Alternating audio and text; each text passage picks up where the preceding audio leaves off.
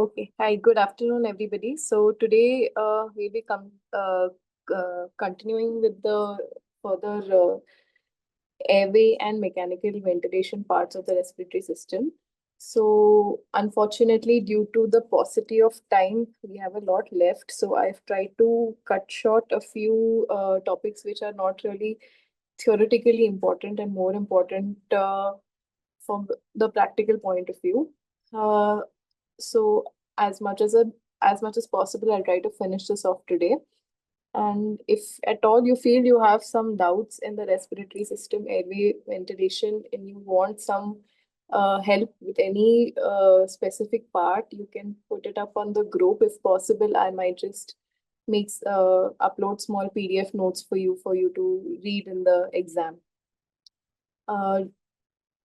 During the course, we'll go through waterfall concept also, yes, again, because I think somebody had a doubt yesterday on what exactly the waterfall phenomenon was, and we had really been in a rush on the other day while discussing the same. So we'll do that also today. So for today's topics, we'll first cover airway and then we'll go to some physiological parts of mechanical ventilation and some theoretical questions of mechanical ventilation. So coming to airway, it's a potential paper one question is the anatomy. So I have put up two diagrams over here. The first one is the airway anatomy of, the anatomy of a video laryngoscope. And the second one on the right is the anatomy of the larynx, which usually might be asked, trachea and larynx, which might be asked for as a part of tracheostomy or cricothyrotomy. So this you see on a daily basis. It won't be very difficult for you to recreate this diagram in the exam. You start with the base of the tongue, the epiglottis. You have the arytenoids, the airy epiglottic folds. You have your vocal cords, and through which you can see the tracheal rings on the either side of the base of the median glossoepiglottic fold over here are the vallecula. So this is your video laryngoscopy anatomy, and here comes the tracheal anatomy. So here you start with the hyoid bone. You have your thyrohyoid membrane, followed by your uh, thyroid cartilage. Thyroid below that you will have a cricoid cartilage, and in between the two you have your cricothyroid membrane, and below that you have the trachea ultimately dividing into the right and left mean bronchus. So describing the tracheal anatomy. So what is it? It's a fibrocartilaginous tube that serves as a conduit between larynx and bronchi, allowing passage of air to and from the lungs.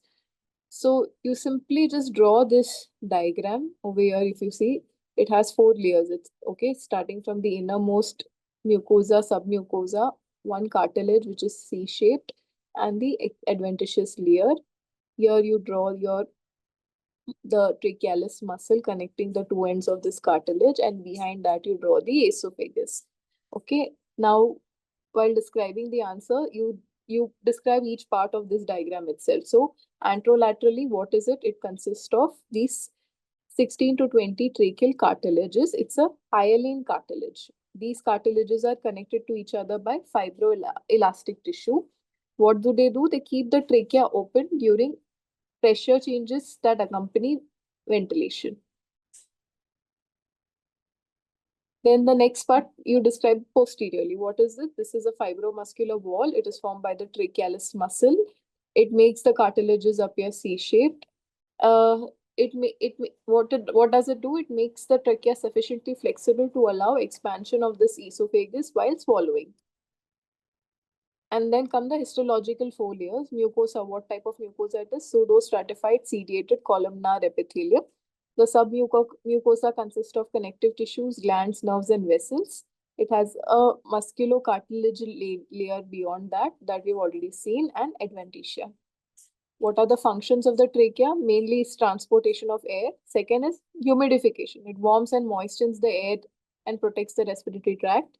Third is propels foreign particles. It's a ciliated mucosa. So what does it do? It propels foreign particles upwards towards the pharynx for expulsion. And the mucosa traps organisms before they enter the lungs. So this is the long and short of tracheal anatomy. What about the relations of the trachea? If you remember this one diagram, it will be easier for you to imagine what comes anteriorly, to the right, to the left, and posteriorly. So anteriorly, what all do you have? Ahead of the trachea, you have the arch of the aorta, the brachiocephalic trunk, and the left common carotid. Also, you have the sternohyoid muscle and the sternum. On the left side, if you see, the arch of the aorta continues on the left side of the trachea. Along with it, a part of the left common carotid and left subclavian artery comes. If you see posteriorly, it has the esophagus and the vertebral column. And on the right side, it has the right lung pleura, the right vagus, azygous vein, and the superior vena cava. So these are the relations. Nerve supply. It gets its sensory nerve supply from the vagus and recurrent laryngeal nerves. Blood supply, upper 2/3 is given by the inferior thyroid arteries, and the lower 1/3 is supplied by the bronchial arteries. And what about the drainage? Lymphatic drainage is by pretracheal and paratracheal and deep cervical lymph nodes. So now what is tracheostomy? Tracheostomy question will be asked on indications, contraindications, and complications. So that's how I've put up the answer. So tracheostomy is basically creating a opening in the anterior wall of the trachea to facilitate airway access and ventilation. So tracheotomy is used when you directly connect the trachea with the skin of the neck, and basically it provides a opening through which a tracheostomy tube can be placed. So indications. Indications in the exam, you might remember random indications. Just classify indications into three parts. One is for obstruction of the upper airway, impaired clearance of secretions, and prolonged ventilator support. So then under this, what all you remember, you can write. Under obstruction of the airway, you have foreign bodies, neoplasms, trauma, burns, infections like croup epiglottitis, Ludwig's angina, deep neck space infections, laryngeal dysfunction like vocal cord paralysis, and surgeries that involve the base of the tongue, hypopharynx, rigid fixation of the mandible, or congenital anomalies. Next is impaired clearance of secretions. Why would the secretions be impaired? So here you start right from the central nervous system, spinal cord, neuromuscular, and then other chronic aspiration risks. So under central nervous system, you can write bleed, strokes, hypoxic brain injury, or bulbar dysfunction, advanced Parkinson's. Spinal cord injuries, the ones which cause high cervical lesions, impairing the diaphragmatic and intercostal muscle function. Neuromuscular, myasthenia, GBS, motor neuron disease, all of that can again impair the ability to clear secretions. And prolonged ventilator support. So under this, you have all the reasons why you need ventilation for long term, such as a chronic lung disease, like severe COPD, ARDS, pneumonias that don't improve, severe chest trauma, neuromuscular weakness requiring prolonged ventilator support, like GBS, severe critical illness. So long-term sepsis, multi-organ failure can cause uh, critical illness neuropathy, which can lead to prolonged ventilation support, and failed extubation trials. So if you categorize it in, just remember these three categories, it will be easier for you to write the answer. Obstruction of airway, impaired clearance of secretions, and need for prolonged ventilator support. Okay. What are the contraindications? So contraindications, absolute only if there's a cellulitis in the anterior neck or uncorrectable bleeding diathesis, like INR more than 2, platelets less than 50. Along with that, if there's any absence of a cervical drug, that's a congenital anomaly. On relative contraindications are only hemodynamic instability, that is also a relative contraindications. But what we do in the ICU is percutaneous tracheostomy. So particularly, there are certain relative contraindications to doing a percutaneous tracheostomy.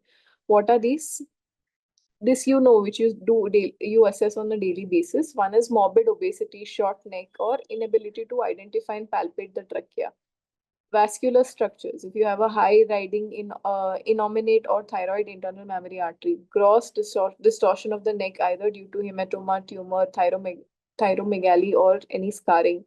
Severe tracheomalacia, inability to safely extend the neck, like there's a cervical fusion, cervical spine fracture, rheumatoid arthritis, and prior complex tracheal surgery. So all of these are specific relative contraindications to doing a percutaneous tracheostomy. Now coming to the types of tracheostomy, you have a surgical tracheostomy and a percutaneous tracheostomy. So I have just put it out in simple points like what is the technique? In surgical, you do an open dissection through the skin, subcutaneous tissue, the strap muscles, expose the trachea, and then insert the tube under a direct vision. What do you do in percutaneous? You just take a needle puncture, put in a guide wire, serially dilate it, and place the tube. Visualization, of course, will be better in surgical tracheostomy. So you have a better control of the anatomy. In percutaneous, visualization is not great. So that is why it's usually advised to be performed with a bronchoscopy guidance to prevent injury to the posterior wall. Indications. Now, surgical tracheostomy is more preferred in children or patients with a difficult neck anatomy. But percutaneous tracheostomy is usually preferred in an ICU patients with a normal neck anatomy, stable condition requiring prolonged ventilation.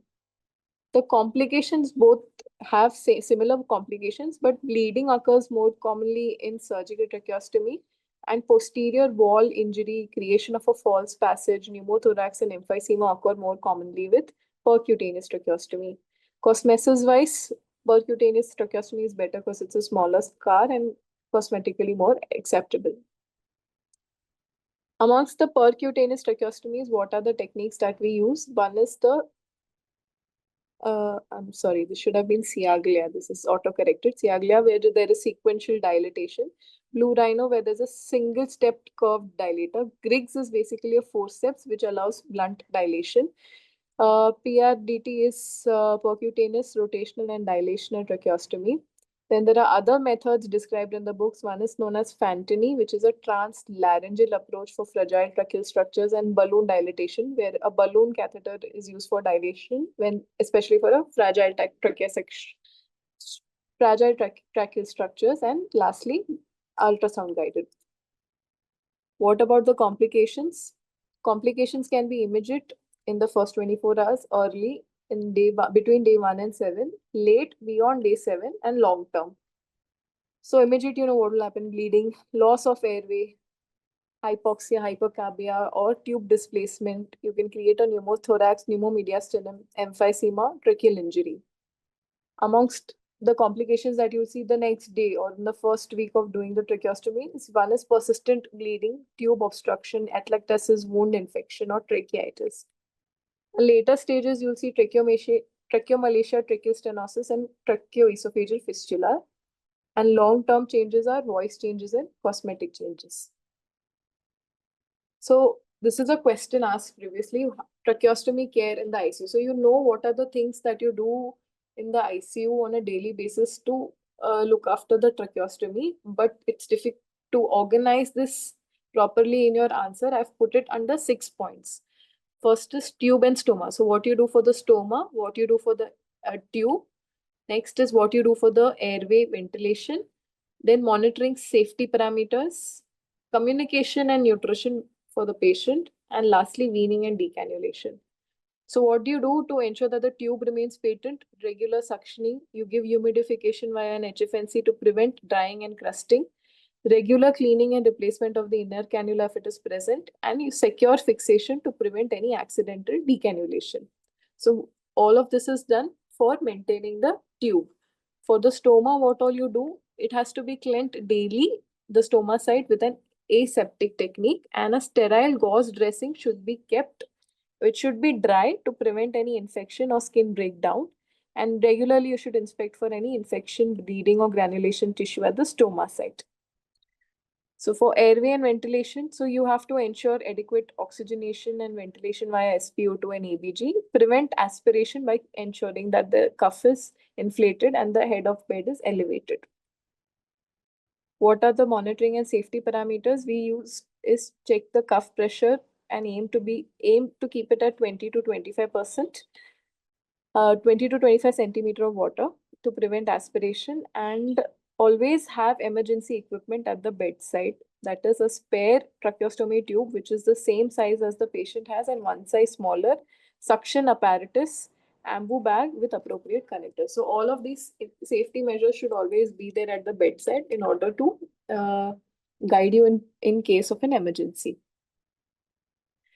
Communication and nutrition. So you have to help the patient speak with the help of speaking valves or writing aids, and assess swallowing if the patient is able to swallow before initiating oral feed and also evaluate for the risk of aspiration. And finally, you should always check daily for readiness for decannulation. Uh, you can downsize, deflate the cuff, and introduce speaking valve as steps towards decannulation. Now, the next thing that we'll see today is cricothyrotomy. So, cricothyrotomy is basically an emergency surgical airway approach in which the physician makes an incision in the cricothyroid membrane and passes a cannula or a tracheal tube into the trachea in order to oxygenate and ventilate the patient. So we saw the anatomy, right? You have a thyroid cartilage, cricoid cartilage, and in between those two, you have a small membrane called the cricothyroid membrane. And if you approach the airway by creating an incision over here, then that procedure is called cricothyrotomy. What are the indications? This is only done in an emergency in case of a failed airway, like a CICO, or cannot intubate, cannot oxygenate situation, or if there is an upper airway obstruction like anaphylaxis, angioedema, maxillofacial trauma, foreign body burns. What are the contraindications? Usually, it is avoided in children less than 12 years. Even if it has to be done, the needle technique is preferred. Or if there is a traumatic disruption of the laryngeal or trachea below the cords. Okay. So there are three types of cricothyrotomy. One is the surgical, second is the needle, and third is the cannula or Seldinger's technique. So first is the surgical or the scalpel cricothyrotomy. In the surgical technique, what all you need? You need a scalpel, number 10 blade, a bougie, and a tube, usually cuffed 6 millimeter internal diameter tube. So what do you do? First, you identify the cricothyroid membrane by palpation, or also known as the laryngeal handshake. Once you palpate the membrane, you make a incision through the cricothyroid membrane and just turn the blade 90 degrees quarterly. Okay. So, try to imagine the steps as we walk through it. You've made a horizontal stab, then you turn the blade down with the sharp end facing caudally. Now, in this opening that you've created, you slide the bougie into the trachea and railroad the 6 mm cuff into the trachea. You can inflate and confirm position. If you're not able to palpate the cricothyroid membrane, then you make a vertical incision. You make an 8 to 10 centimeter vertical incision. Use blunt dissection to separate the tissues, identify and stabilize the larynx, and then you continue it the same way like we did for the palpable membrane. Just make a stab incision into the membrane, turn the blade through 90 degrees with the sharp end caudally, and slide the bougie inside, and on that bougie railroad the tube. The next technique is a cricothyrotomy. So if you see the diagram, I have explained the setup of doing a needle cricothyrotomy. So for that, you need a 3 mm syringe which is connected to a catheter over needle. The catheter over needle over here that they've shown is basically your IV cannula set. And then the second picture below that they have second picture below that they have shown, it's they have removed the plunger, and in place of the plunger they have put a 7.5 mm ET tube adapter. Okay, so again you palpate and identify the cricothyroid membrane similarly, and then what you do is you look at point number 4. Puncture the skin with your dominant hand and just above the cricothyroid membrane. Then you direct the needle caudally at a 30 to 45 degree angle. Then you aspirate, confirm you're in the right place. You've seen bubbles. Now you advance the catheter inside and you can remove the needle. Now you attach the second setup that you have placed over there, right? You attach the second setup and you can connect this to a high pressure oxygen source. So the problem with doing a needle cricothyrotomy, it's a very small, you have a very small cannula inserted into the airway. You to ventilate through this cannula, you need a high jet ventilator system. So usually if you use a simple IV cannula, the problem is it will kink or get dislodged. So there are certain specific cannulae with the three for doing a cricothyrotomy, which is there in the first diagram on top. These are known as the Patil, the CRECATH, and the Ravusin cricothyrotomy catheters. So now through this cannula you can, it's a small opening, so you can oxygenate, but ventilation and CO2 clearance is poor. So you need a high pressure oxygen also to drive the gas into the lungs, and there are special jet ventilator devices available which is connected to your wall mount O2 or a cylinder in order to oxygenate the patient. So the disadvantage of giving such high jet ventilation is it can cause barotrauma, pneumothorax, and subcutaneous emphysema. So if you don't have such jet ventilators, the diagram below shows a setup of how it can be created in the through easily available equipment in the ICU. So in this diagram, if you see, if the sorry, my pointer is not working. Okay, in the diagram below, if you try and see, there is a IV cannula connected at one end. It is connected to a three-way. This three-way is connected to an IV set tubing. The other end of the IV set tubing, where the drip chamber is, that they have cut off. And instead of that, they have put an ET tube connector from a 5 mm tube. Okay. So now this connector you connect to the O2 device, and this IV cannula is the one that is inside the airway. So with the help of the three-way, you can put your thumb and occlude the opening over there and give it and enhance the pressure that is delivered into the airway.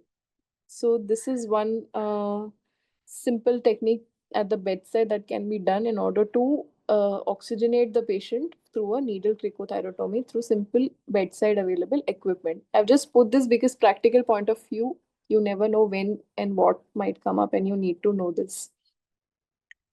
So the other problems with this is there is no suction capacity available. There's no cuff, so it's not a protected airway. So always remember, cricothyrotomy is either way is a temporary airway. It is maximum half an hour, 45 minutes. It just gives you time till you establish a proper definitive airway access. And the last technique to do a cricothyrotomy is using a ready-made cricothyrotomy set known as a cannula cricothyrotomy, or where you use a Seldinger's technique. So similarly, here you have punctured the cricothyroid membrane. After puncturing it, you insert a guide wire. Over the guide wire, you have a dilator and a cricothyrotomy tube through which you enter the trachea. Once you have entered, you remove the dilator and the guide wire in one go.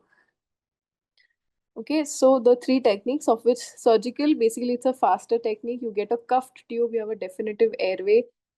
But yeah, there will be more bleeding trauma. In a needle technique, it is very fast, but it's only good for children, where the size of the airway is less. But again, here the CO2 clearance is not that good and it will cause barotrauma. And the last is the Seldinger's technique, where you put, it's a more controlled and a safer insertion, but it needs a ready-made kit. Okay, and the procedure might not be as fast, especially in an emergency. So these are the three techniques, their drawbacks and main advantages in one chart. So what are the complications of cricothyrotomy? Hemorrhage, if you injure vessels, of course, you can cause injury to the esophageal or the posterior tracheal wall. Misplacement can lead to subcutaneous emphysema. Aspiration, if you don't have a proper cuff tube. And long term, it can cause subglottic stenosis and voice changes. Now coming to the next topic is the RSI, or rapid sequence induction. So rapid sequence induction is basically a method of achieving rapid control of the airway while minimizing the risk of regurgitation and aspiration of gastric content. So basically, it is a defined steps given how to go about with intubation in case of a patient with a full stomach. So uh, if it I've put a small table of the history of how exactly it came into practice, where initially Dr. Joseph Mendelssohn in 1946 established the lethal effects of aspirating gastric contents. 1951, there was the introduction of succinylcholine. 61, Dr. Brian A. Selick, he first described the Selick's maneuver to apply pressure on the cricoid cartilage to prevent aspiration. And all of these things were combined into a formal protocol called the RSI technique in 1970 by Dr. Edwin Stept and Dr. Peter Safa. So when do you do an RSI? It is mainly for emergency airway control in patients at risk of aspiration. That is a full stomach or trauma, GI bleed, uh, or any hypoxemic or respiratory failure that needs immediate intubation and inability to protect the airway, such as low GCS and seizures. So what are the steps of the classical RSI that were described? First was pre-oxygenation with 100% oxygen to maximize oxygen stores. Then rapid induction with a predetermined dose of a rapidly acting anesthetic agent, followed by administration of a rapidly acting muscle relaxant such as succinylcholine. After this, there was application of cricoid pressure, a period of apnea with no positive pressure ventilation. So this was the classical RSI, in which there was said you don't give positive pressure ventilation during cricoid pressure, and then go perform the tracheal intubation with a cuff tube. And once you've established that the tube is in place, that's when you remove the cricoid pressure. So these were the steps of the classical RSI. Modified RSI, now there have been multiple papers suggesting various modifications, but there's no universally standard single modification. Okay, so some of these modifications include maximizing maximal optimization of oxygen stores by assisted ventilation before intubation or apneic oxygenation via nasal bronchs.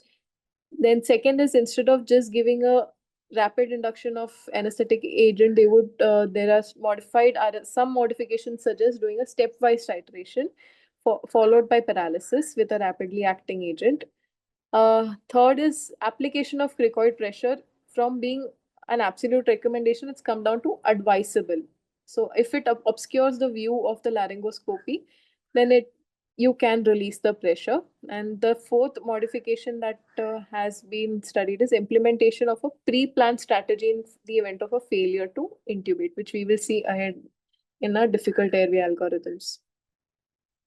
Contraindications, there are not many contraindications, but if you are anticipating a difficult airway, like in case of facial trauma with severe anatomical disruption, in that case, you might reconsider. Or patients who may not tolerate apnea very well because of profound hypoxemia or metabolic acidosis, and then you will consider awake intubation.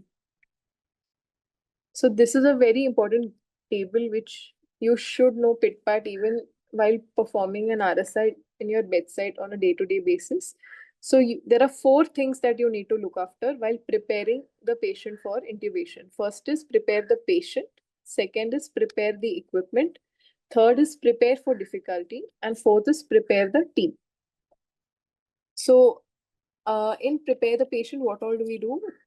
We use a pulse oximetry. What all do we know? What all monitoring do we need? We need a pulse oximeter, we need BP, capnography, ECG. Ensure a proper position of the patient. In case of obese patients, they need ramping. In case of head injury, 30-degree head up. And in case of C-spine injury, they'll need a neck immobilization. Ensure a good IV access with fluid running and adequate pre-oxygenation. So all of this you have to do to your patient. What all equipment you need a proper O2 supply, airway, all the airway equipment that you need, face mask, airway adjuncts such as oropharyngeal, nasopharyngeal airways, self-inflating bag, laryngoscopes, appropriate sized ET tubes, bougie, stillet, suction, and whatever tape and tie you need to fix the tube. And drugs, whatever RSI drugs, vasopressors, and prolonged infusion for maintaining sedation paralysis. All of that should be ready. The third is to anticipate difficulty. So you need, what all do you need for anticipated difficulty? A video laryngoscope, an LMA, cricothyrotomy kit, a difficult airway trolley, oxygenation plan in the event of failed intubation.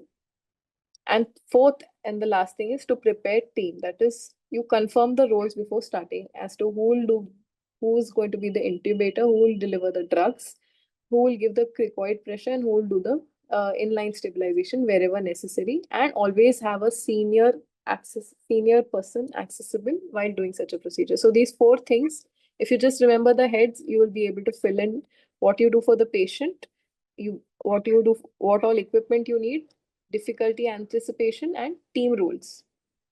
So these four things are need to be assessed. So positioning, this you know, so your sniffing position where there is flexion at the lower cervical level and extension at the atlanto-occipital joint. They recommend a 9 to 10 centimeter height headrest to achieve this. Your neck should be open and your external auditory meatus and suprasternal knot should be in a single horizontal plane, and the glabellar chin plane should be horizontal. So these are all the prerequisites for the sniffing position.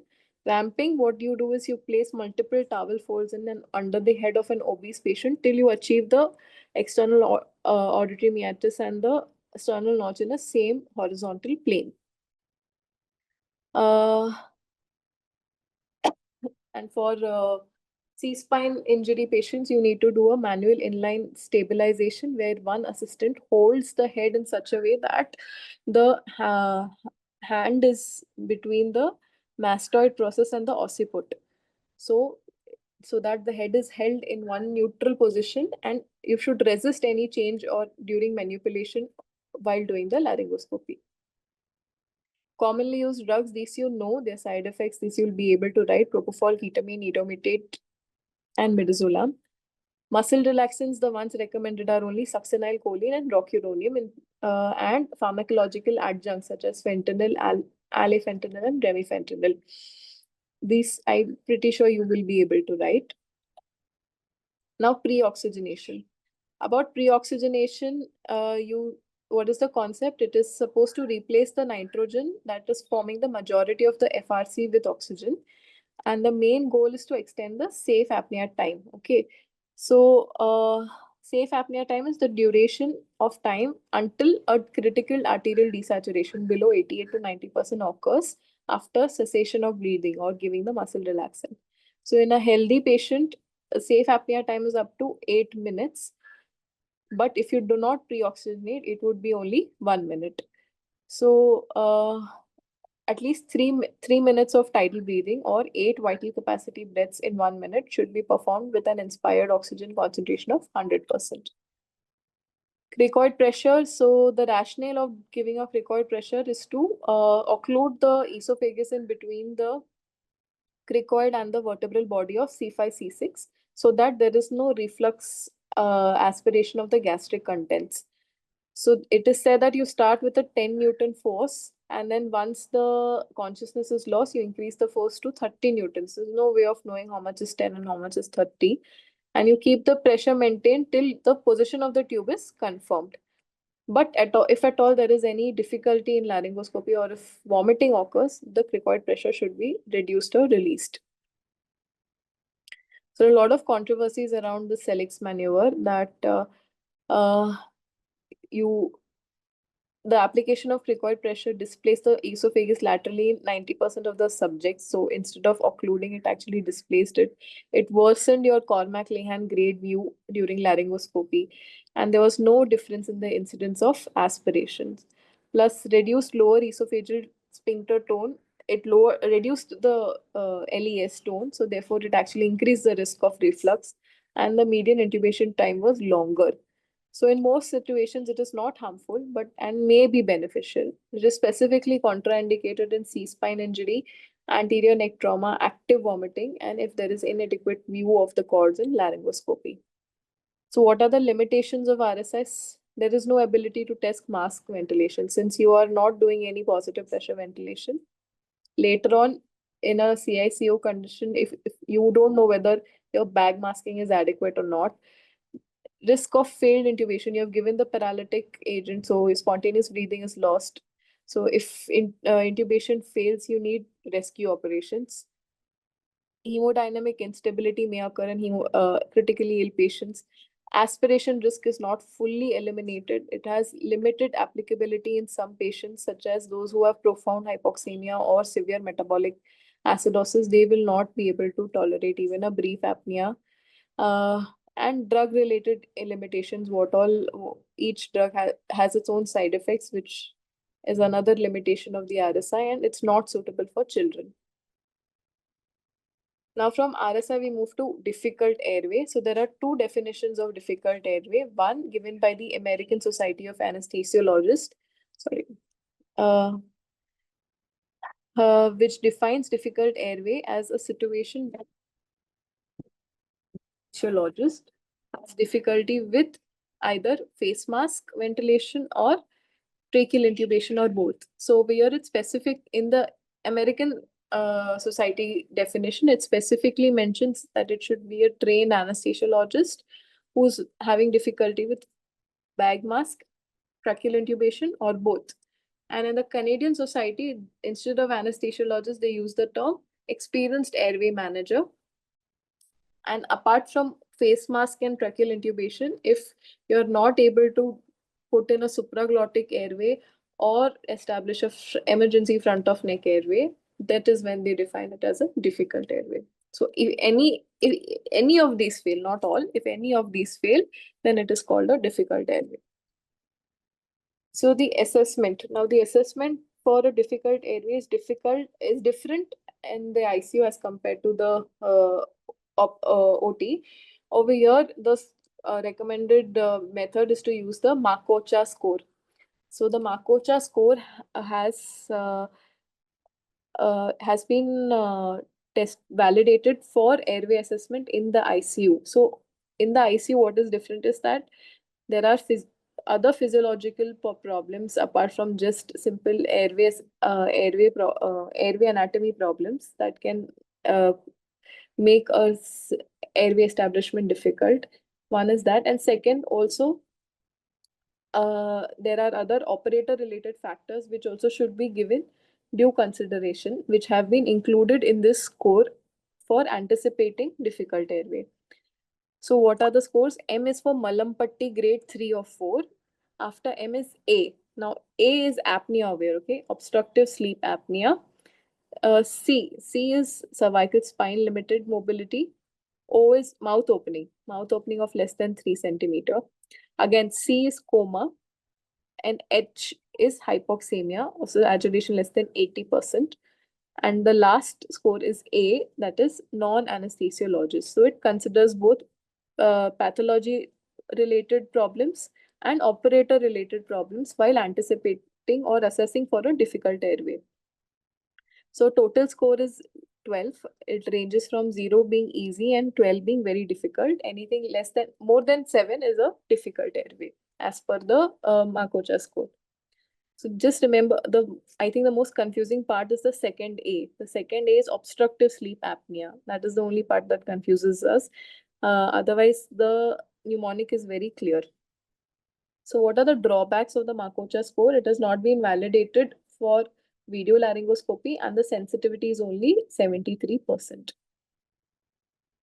So I've just put in the other methods of airway assessment. One is your Mallampatti score, class 1 to 4. In class 1, where everything is visible from your uvula, fauces, soft palate, and pillars. In class 2, your pillars are not going to be visible. Class 3, only base of the uvula and soft palate is visible. And class 4, only the hard palate is visible. The Cormack-Lehan grading has also been mentioned over here for your laryngoscopic view. Grade A gives you a full view of the glottis. Grade grade 1, sorry, grade 2 is A and B. A is part of the cords visible. B is only arytenoids or posterior origin of the cords visible. Grade 3 is only the epiglottis is visible, and grade 4 is no glottic structures are visible.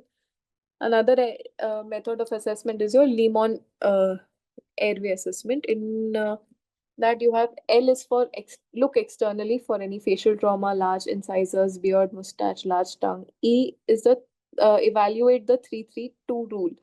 Your incisor distance of 3 finger breadths, hyomental distance of 3 finger breadths, and thyroid to mouth distance of 2 finger breadths. M is Malampati greater than equal to 3. O is obstruction, any condition like epiglottitis, peritonsillar obstruction, peritonsillar abscess, or trauma. And N is neck mobility.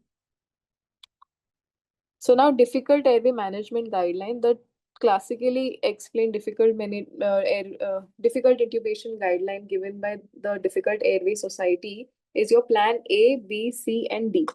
Now, the problem with this is that it is not been it has been given mainly for your OR setup. Okay, so there is another guideline given by the IDA, which is specifically for tracheal intubation in ICU.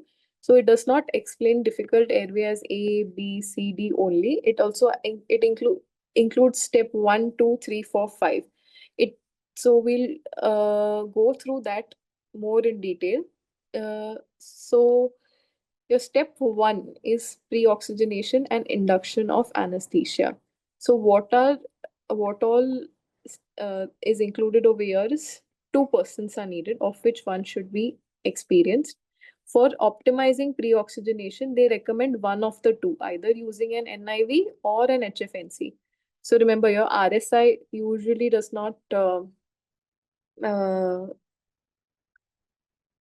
just tell you to use positive pressure ventilation. Over here, you have NIV use or HFNC is to be used for pre-oxygenation. Second thing, induction, they recommend using either etomidate or ketamine with succinylcholine, and if it is contraindicated, with rocuronium. They do recommend use of cricoid pressure and IPP, intermittent positive pressure ventilation, is to be used. Uh, so they say that using a gentle positive pressure ventilation might actually improve your oxygenation and help improve your apnea time without actually risking much of aspiration. So all of these are included in the algorithm for difficult airway management in ICU. Your step 2 is your laryngoscopy and tracheal intubation. So this is just like what is given in your DAS guidelines. So before that, what they say is, when you're doing your face mask ventilation, if it is successful, you go ahead and do laryngoscopy. If it is not successful, you do only a single attempt at laryngoscopy, provided your saturation is maintained above 95. So over here, you can use, they advise while doing laryngoscopy to continue nasal oxygen using oxygen flow at 15 liters per minute. Okay, so they recommend giving an apneic oxygen or using HFNC.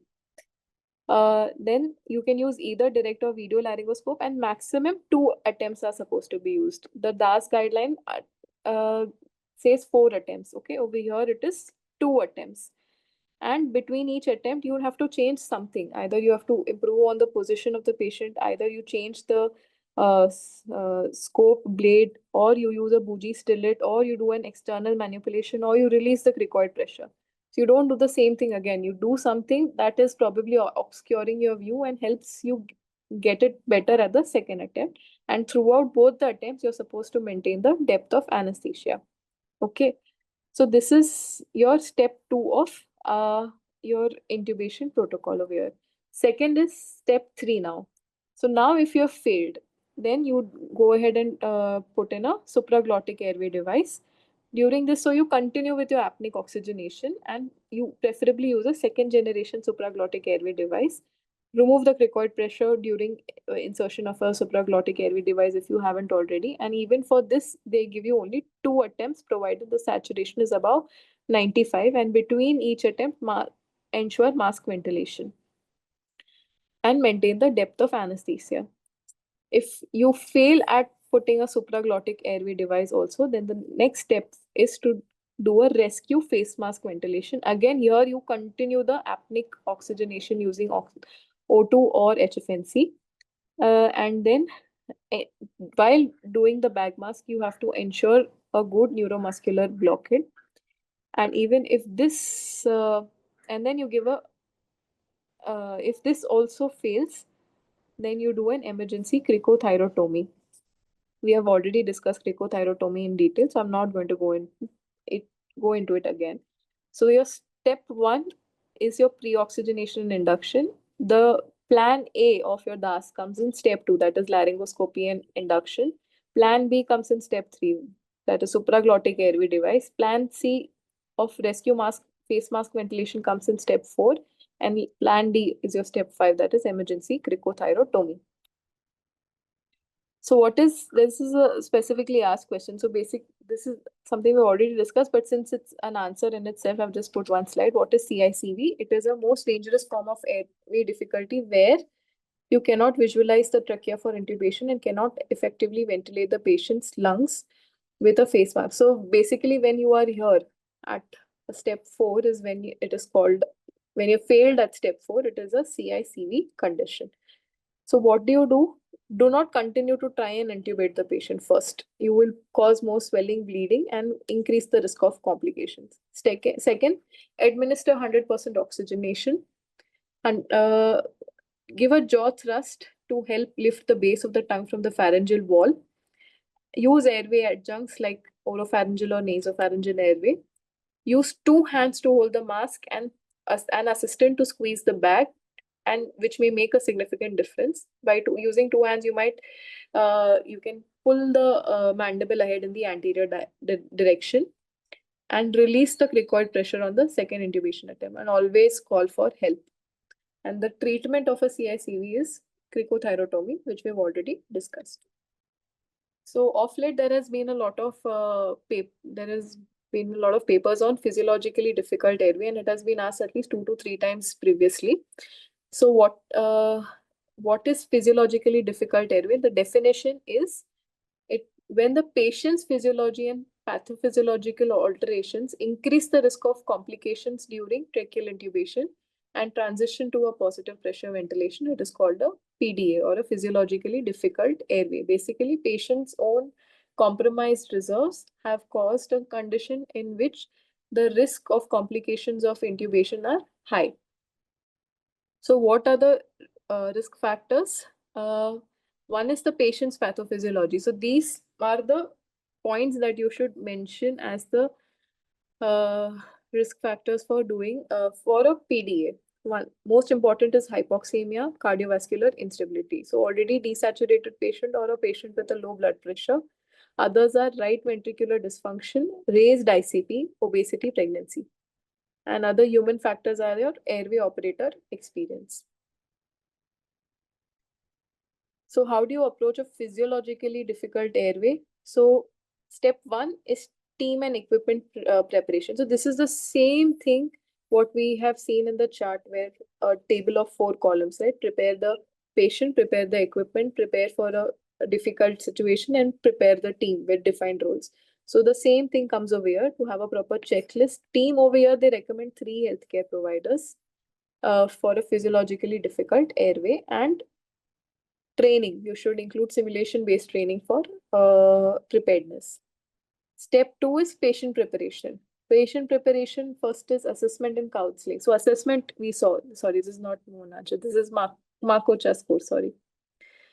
And counsel the patients about the possibility of a difficult airway if feasible. Hemodynamic monitoring, we have already seen. You need a continuous ECG, BP, NIBP, SpO2. Optimize your hemodynamics with fluids, vasopressor dips should be connected. They also recommend doing a peri-procedure focus to assess the cardiovascular status. Step 3 is intubation. Now for intubation, what they have suggested is a modified RSI approach. What modification they have suggested is titrated administration of rapidly acting sedative hypnotics and neuromuscular blockade with or without gentle mask ventilation. Again, so mask ventilation is not a recommendation in the classical RSI. Here, what they have said is modified version.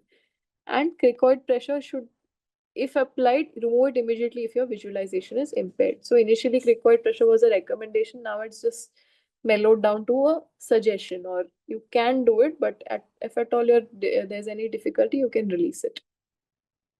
The medicines that in physiologically difficult airway, they specifically recommend ketamine or etomidate. And they also said that ketamine is safe in raised ICP. And for neuromuscular blockade, we've seen succinyl or rocuronium.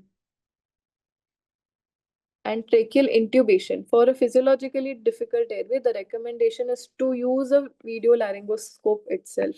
And everybody should be trained in it, and it should be routinely employed as a first attempt. It has proven to be superior to a direct laryngoscopy in difficult airway management. And electively use a stillet or bougie routinely with whatever you're using, either video or direct laryngoscopy. So this is one recommendation which is different in the physiologically difficult airway algorithm.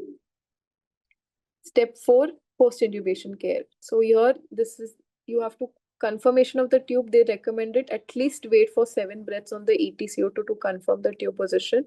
Auscultation, X-ray, bronchoscopy to establish the depth of the tube and ensure hemodynamic stability. The next is you look at your ventilation and hemodynamics. Lung protective ventilator strategies are recommended, and use dynamic strategies to assess fluid responsiveness if your pulse rate or blood pressure is unstable. And if the patient continues to be hypotensive, they recommend putting an invasive arterial line and an invasive central line. Okay.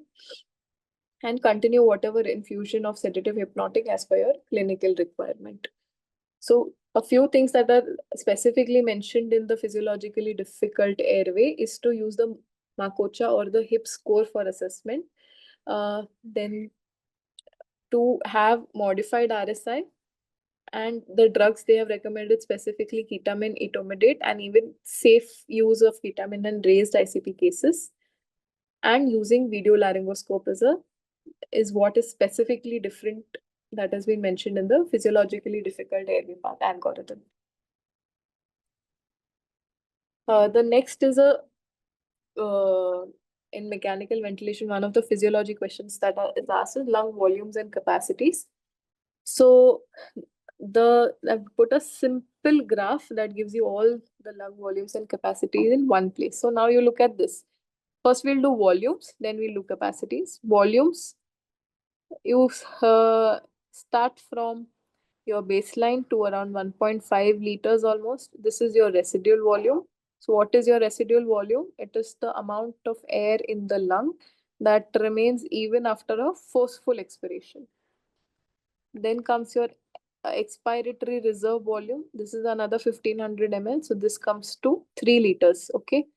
Expiratory reserve volume is the amount of air that can be expired after a quiet respiration, end of a quiet respiration.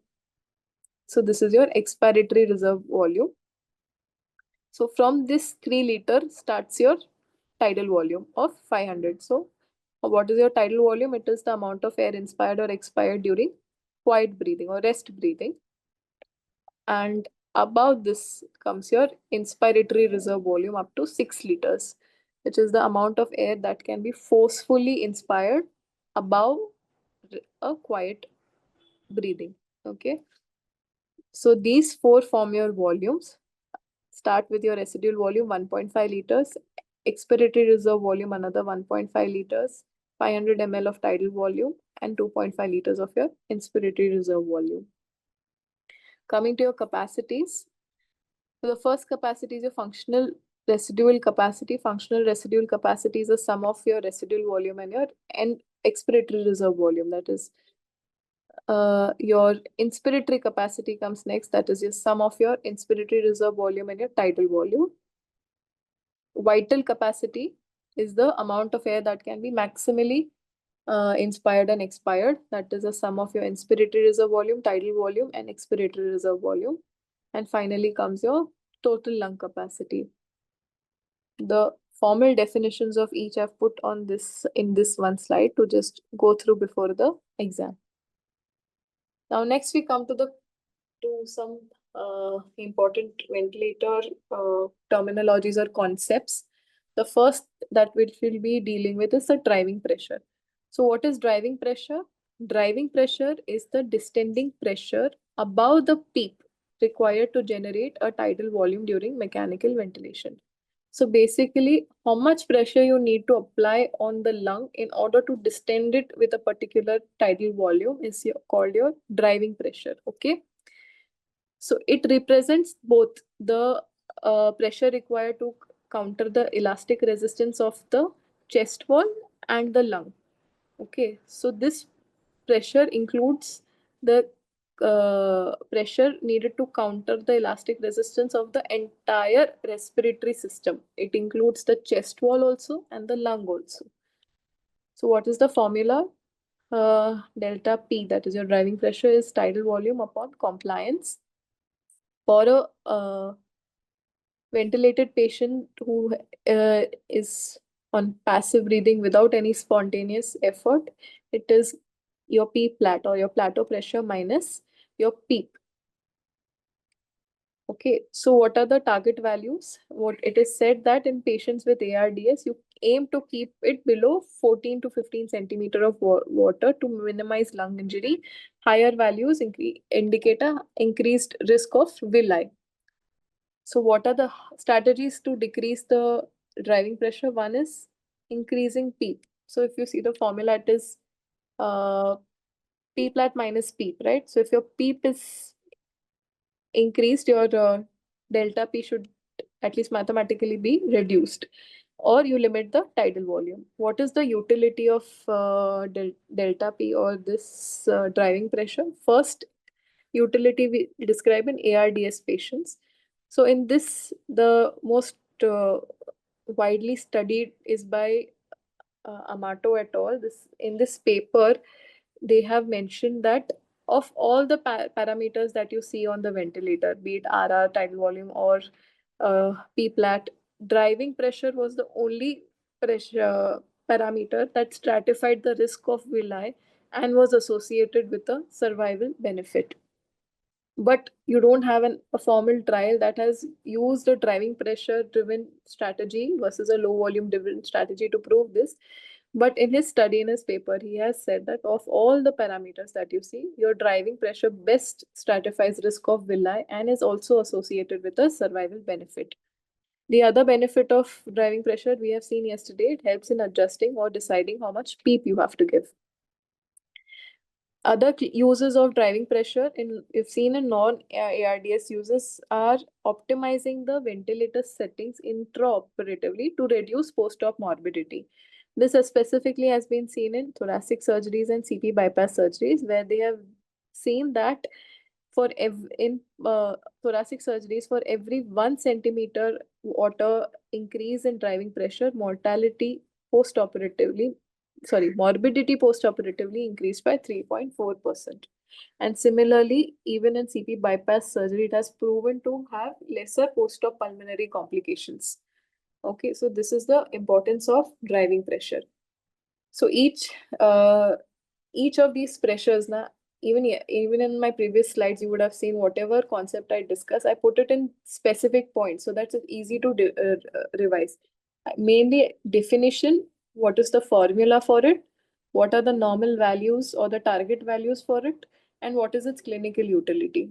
So if you try and read it like this, or even if you are blanked out during an exam, just put these 4 points, and under these 4 points, whatever you remember, you can just enumerate. So the next pressure that we'll study is something known as the transpulmonary pressure. Now, first, to understand transpulmonary pressure, you understand what is intrapulmonary or your intraalveolar pressure and intrapleural pressure. Okay. So the 760 is your atmospheric pressure. So what happens during inspiration?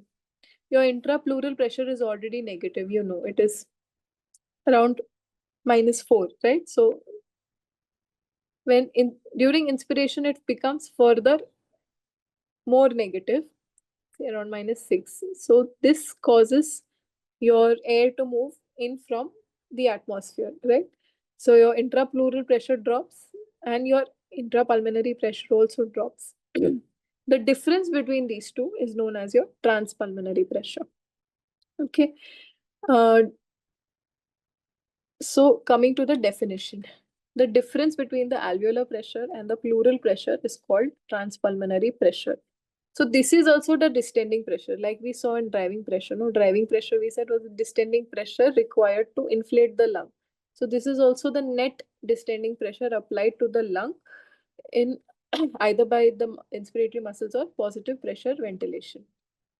But the difference between driving pressure and transpulmonary pressure is that transpulmonary pressure is subtracting your pleural pressure. So all the chest wall component is now out. So the transpulmonary pressure is sometimes known as the true distending pressure. That is, it is the actual pressure applied across the lung to distend it. So if you are, say, applying an X number of pressure across a lung and majority of that pressure is going in counteracting the compliance of the chest wall, then hardly anything is being delivered to the alveoli, correct? But the transpulmonary pressure separates this. It separates the chest wall compliance from the lung compliance. So it is given by the formula alveolar pressure minus pleural pressure. Okay. It is, so you measure this at 3 points. One, at end inspiratory. At end inspiratory, your alveolar pressure is your peak inspiratory pressure minus your esophageal pressure. Why esophageal pressure? Because the esophageal pressure is considered as a surrogate for your pleural pressure. The second point of measuring a transpulmonary pressure is the tidal or a plateau transpulmonary pressure. So this is here the alveolar pressure is P plat minus your esophageal pressure. And a third point is during end expiration. During end expiration, your alveolar pressure is your PEEP and minus your esophageal pressure. Okay. So esophageal, this I told you, is a surrogate for pleural pressure, and hence it is being used. So PL, or your transpulmonary pressure, is the pressure delivered to the lung independently from the effects of the chest wall and the abdomen. So the target values are, for your tidal transpulmonary pressure, you should keep it less than 25 centimeter of water. And during expiration, you keep it more than 0. So I've given you a small example in order to understand the role of transpulmonary pressure. Okay. See, here you have your alveolus. Say you have a P plat of, you already have a P plat of 30 and a PEEP of 16. Now this is, uh, you have two patients. Here you have patient A, you have patient P. Same P plat, same PEEP. You're seeing this on the ventilator. Now, if you have an esophageal catheter that says that the pleural pressure of patient A is 5 and the pleural pressure of patient B is 12, okay, so then what will be your transpulmonary pressure? Over here, it will be P plat, which is 30, minus 5, which is 25. And over here, it will be your P plat 30 minus your pleural pressure of 12, that is 18. Okay, so right now we just saw your target transpulmonary pressure in tidal or your inspiratory transpulmonary pressure should be less than equal to 25 and expiration is above 0. So your target is 25. So for patient A, your target is, already achieved. Well, you already crossed your upper limit, sorry. But for patient B, you still have scope. Okay, it's 18. You have to keep your upper limit is 25. So you still have scope to increase your PEEP. All right. So here, that's how your transpulmonary pressure helps you guide setting PEEP by separating the chest wall compliance from the lung compliance. This is one example. Take another example over here of two patients, X and Y. Both again have the same P plat of 30. Already you have maxed out. Both have the same PEEP of 12. Suppose you have an esophageal catheter that says your pleural pressure, end expiratory pleural pressure over here is 5 and over here it is 14. Okay. So here, what would be your transpulmonary pressure? We are talking about end expiratory. Na? End expiratory transpulmonary pressure is PEEP minus pleural pressure. Here it will be 7. Similarly, here it is negative. Okay. So though you applied the same PEEP to both these patients, one of them is having a negative transpulmonary pressure. That means alveoli are collapsing at the end of expiration. So over here, you know, na, your end expiratory TPP target is to keep it above 0. This one has gone below 0. So you can further try and increase your PEEP and see the effects. Okay. So this is the role of transpulmonary pressure. How do you measure it? You've taken it. Esophageal pressure is a surrogate for it. It is measured via an esophageal catheter, which is air-filled, thin latex walled balloon inserted nasally or orally. Clinical uses we just saw: assessing the lung recruitability, setting the optimal PEEP, setting tidal volume or inspiratory pressure, and assessment of patient ventilator asynchrony. So since you have an esophageal catheter, you can identify certain types of asynchronies like auto trigger and ineffective trigger, because you can see the trigger of the diaphragm also with this esophageal catheter. Those pressure changes will be reflected over here. So you will be able to see that whether the trigger is generating a breath or not generating a breath. So this will help you identify these two types of patient ventilator asynchronies. So this is the uses of transpulmonary pressure. Next comes mechanical power, a topic that has been very much in the news of late. So it refers to the total work performed by the ventilator to inflate the respiratory system within 1 minute. So initially, how we used to focus on each individual setting, how the tidal volume affects the patient, RR effects, P plat effects, driving pressure, PEEP, all of them have individual interaction, right? But recent research in ventilator-induced lung injury has made it clear that they don't function individually. And the cumulative energy delivered to the respiratory system over time is what is a critical factor in determining lung injury. So what is the physiology behind it?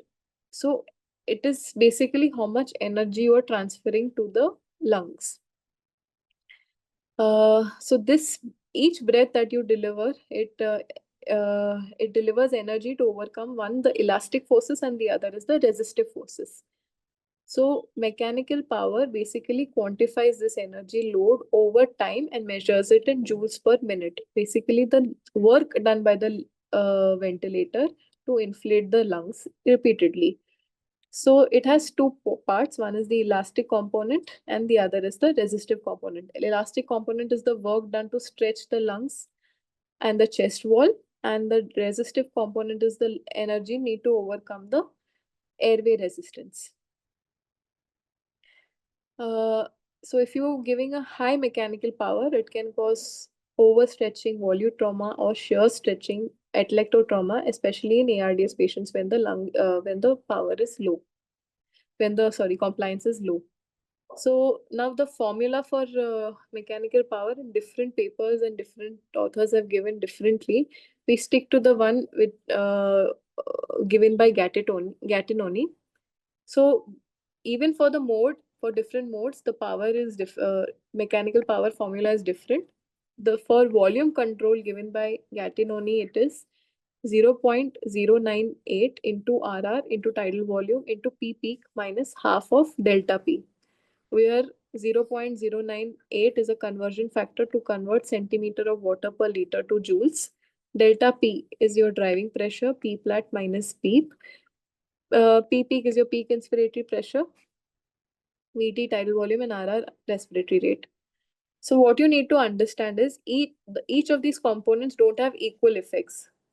2 times increase in tidal volume increases the power by 4 times. But a 2-time increase in the respiratory rate will increase the power by only 1.4 times. And a 2-time increase in PEEP will increase the power by 2 times. So the target range, it is ideally it should be between 17 to 20 joules per minute to reduce the risk of villi. What are the clinical implications? It has been studied extensively by Gattinoni et al., and they have demonstrated a relationship between mechanical power and villi. As much as the mechanical, even a slight increase in the mechanical power causes a significant increase in mortality. So again, just like your driving pressure, even mechanical power is said to have a mortality difference in ARDS. Uh, Effects on gas exchange and hemodynamics. So higher mechanical power means you're delivering more tidal volume, better oxygenation. But if your mechanical power is excessive, it will cause over distension, VQ mismatch, increased dead space. Similarly, if your what are its effects on hemodynamics? Higher mechanical power simply means higher intrathoracic pressures, reduced venous return, and increased afterload, causing a decrease in cardiac output. Now, mechanical power can predict weaning failure also. If it is the mechanical power during an SBT is high, it is associated with an increased risk of weaning failure, and a lower mechanical power predicts weaning success.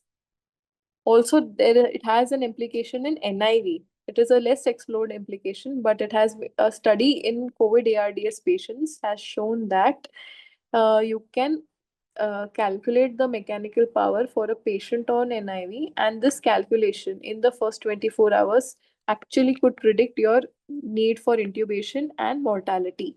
And just simple measures like proning these patients reduced the mechanical power by 35% and significantly improved clinical outcomes. So while describing the clinical implications, one is mechanical power is determines the risk of villi and determines the risk of mortality. Second, it has an effect on gas exchange and hemodynamics. Third, it can be used to predict weaning failure. And fourth, it can be used to predict the efficacy of NIV also. Now, the next concept that we're going to see is stress index. Basically, stress index is something that has been derived from the pressure time curve during a constant flow ventilation. That means when you have a volume control, your flows are constant. In such a case, if you look at the pressure time curve, you will get something known as the stress index. It basically shows how much tidal volume and airway pressures are distributed in the lung, whether you're causing recruitment or whether you're causing over distension. Now, if you see the formula for it is very complex. We don't use this formula. Some of the ventilators can calculate the stress index. It is airway pressure at one time t is given by A. A is basically your elastance into your time from the start of inspiration raised to your stress index plus B, which is your baseline P. So what we usually do is just visually look at the graph. Which graph? We look at the pressure time graph. This is of a volume control mode or in that, looking at this graph visually, we determine what is the stress index. So if your the ideal is to keep is that this should be linear. It should be straight. This terminal part. So if this is straight, this is your stress index is nearly 1. But if this is little convex, your stress index in such a case is less than 1.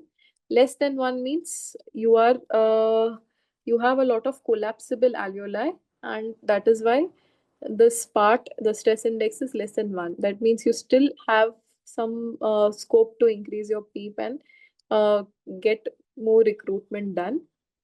And if this part is concave like this, that means your stress index is more than 1, which means you are over distending the alveoli.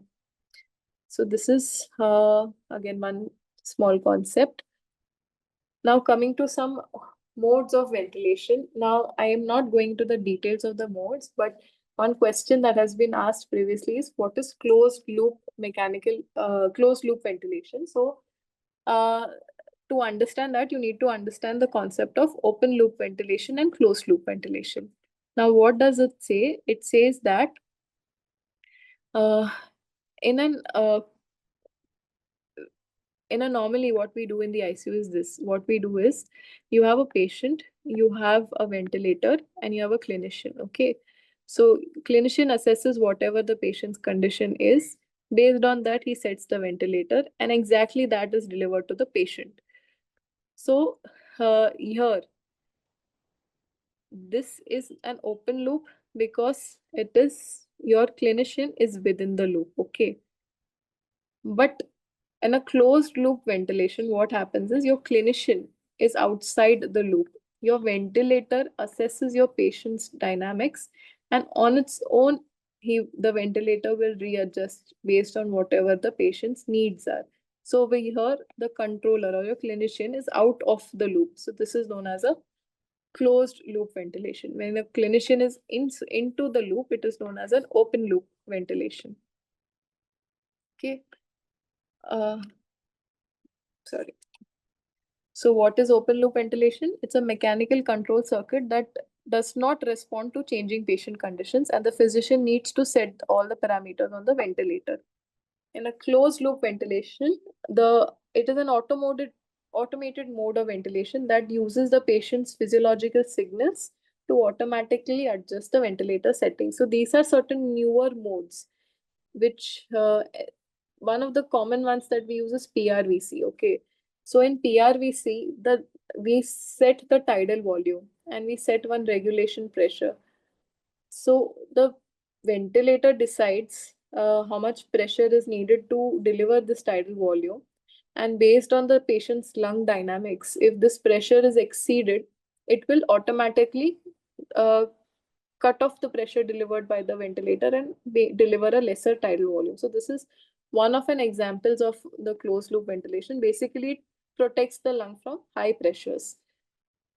Other newer, more defined um, modes of closed loop ventilation include ASV or adaptive support ventilation, PAV plus, that is proportional assist ventilation, NAVA or neurally adjusted ventilator assist, where your diaphragm trigger, the amount of trigger generated by the patient is detected by the ventilator, and only the breath that is delivered is in proportion to the amount of that trigger.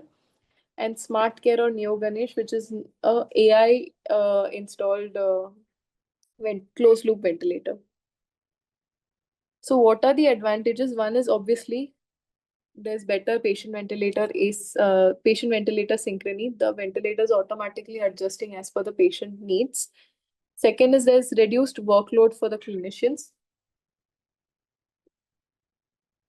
There's reduced workload for the clinicians because you don't have to frequently go and check and readjust the ventilator.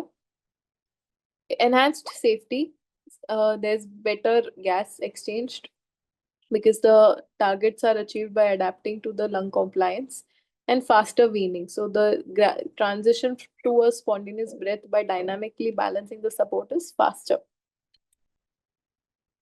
The next question asked is inverse ratio ventilation. So inverse ratio ventilation is a new mode of one of the advanced modes of ventilator in which the inspiratory time is intentionally prolonged so that the IE ratio is more than 1:1 instead of the normal 1:3. 1:2 or 1:3. So there are two examples of this mode. One is your APRV or the airway pressure release ventilation, in which your IE ratios can go up to 2:1, 3:1, 4:1, and your expiration time, of course, is very short.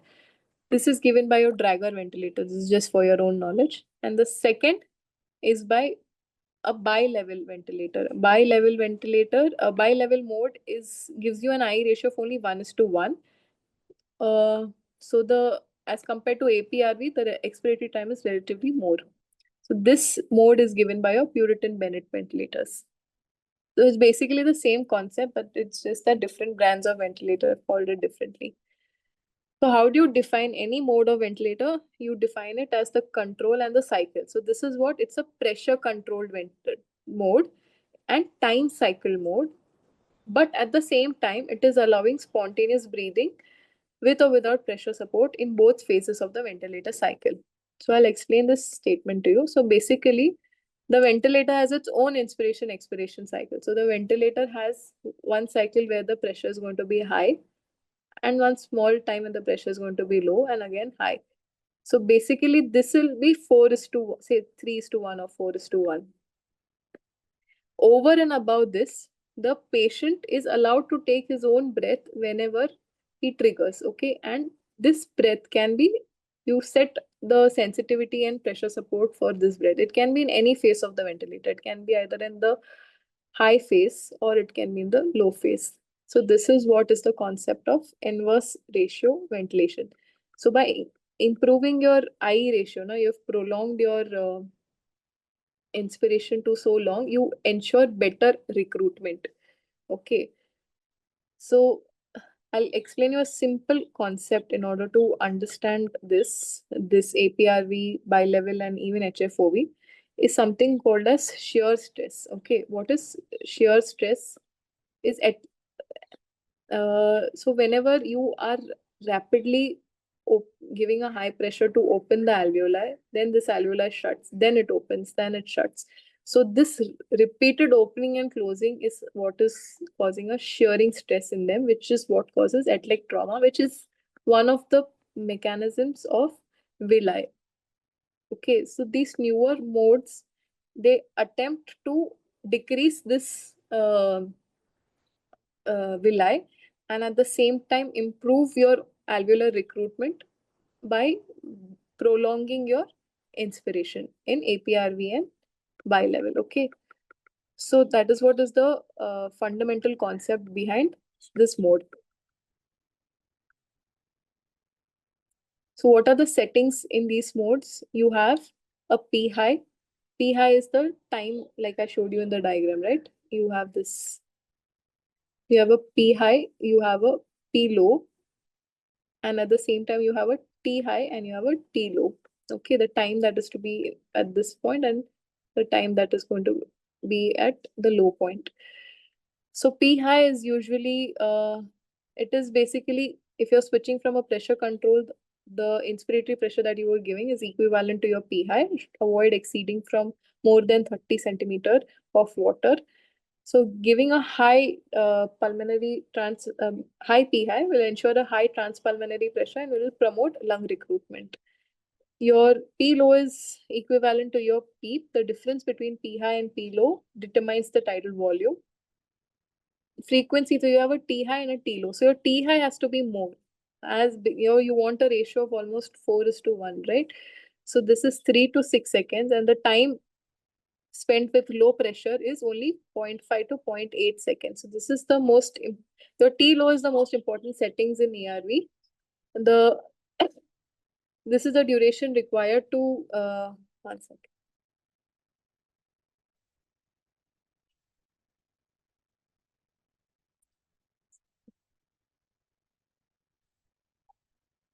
To get your the amount of time required to achieve 75% of the peak expiratory flow rate is the time that you should keep as your T low. So this for an example setting is 4.5 seconds as a T high and only 0.5 seconds as a T low. So you get a I ratio as high as 9:1. Then you set the inspiratory rise time, you set the sensitivity for spontaneous breaths, and you set the pressure support that can be applied at both P high and P low phases for the patient to take us to basically give an assistance to the spontaneous breath taken by the patient. FiO2 you adjust according to your oxygenation targets.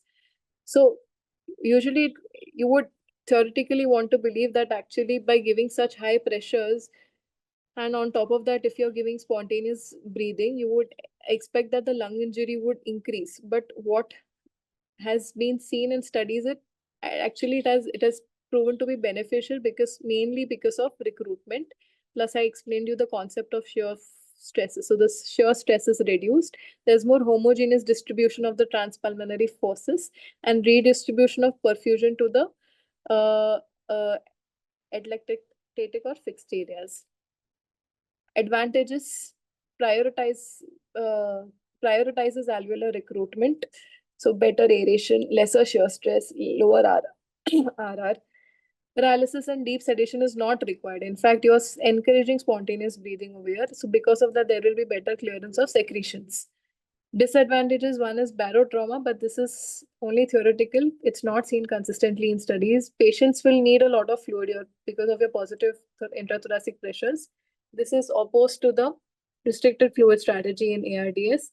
There's very limited experience with this mode. Tidal volume generated may not be lung protective. It increases the RV afterload because of the positive pressure in the thorax. So the RV afterload will be high. But because you have caused better recruitment, your VQ mismatch is less, and pulmonary vasoconstriction is reduced.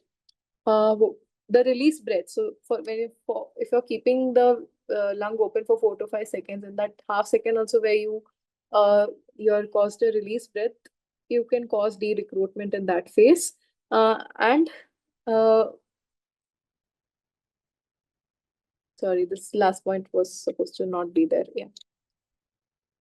So the evidence for APRV, what is the evidence for APRV? It was given by a paper by Zhu et al. In which they studied the difference between APRV versus your normal ARDSNet low volume ventilation in around 138 patients. Okay, it was it was a single center study. In this, what they saw that there was a significant benefit in mortality. There was a significant benefit in ventilator free days, in successful extubation, and even reduced tracheostomy. So because of this evidence, it has been one of the recommendations of rescue strategies in ARDS.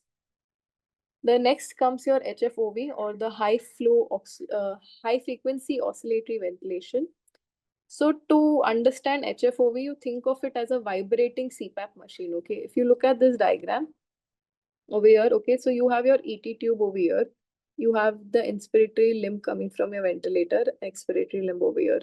Now this for HFOV, basically you have this piston. This piston is driving this diaphragm, okay? And inside this, you have a continuous flow of fresh humidified gas. So now this diaphragm here is going to oscillate at a very high frequency, 3 to 15 hertz, okay? 3 to 15 hertz means 1 hertz is 60 cycles. So if 3 hertz means 180 times, it's going to oscillate in 1 minute. And that means it's like making a patient breathe at a rate of 180 breaths. Okay, but you're giving a very small tidal volume, that is only 1 to 4 ml per kg. The idea is to maintain a constant lung recruitment and prevent lung injury from over distension and loss of recruitment. So this is what was the concept based on which HFOV was established. So then if you're giving such a low tidal volume, how exactly is gas exchange occurring? So your tidal volume is less than your dead space. So there are certain mechanisms proposed by which gas exchange occurs. One is the pendulum phenomenon. This we have seen yesterday. The second is augmented diffusion. Just because of the oscillation, the random molecular motion increases, and this enhances diffusion within the alveoli. Then there is a concept of Taylor's dispersion, where oscillations cause the gas flow to become oscillatory in the airway, and this because of this, molecules in the center will move faster than the ones towards the wall, and this will cause more spread of gas. And cardiogenic mixing, that is, with every heartbeat, there is some mixing of air into the alveolar units. So these are some proposed mechanisms by which gas exchange occurs in an HFOV. So what are the settings we do? Bias flow. Bias flow, I told you, right? In this diagram, if you see, there is a fresh humidified gas flow. So this is your bias flow. Bias flow is set at 40 liters per minute. Sorry. Mean airway pressure. Mean airway pressure control. This is the pressure that you will set. Next you set is the power. Power is the diaphragm. It's set as a percentage. It is the diaphragm excursion. How much the diaphragm will move. That will determine your tidal volume. Next you set is your percentage inspiratory time, or the time that the piston will spend in the inspiratory phase. And the last thing you set is your frequency. Your mean pressure is basically the pressure with which your piston will move. To control oxygenation, what all you can do, you have your FiO2 and your mean pressure.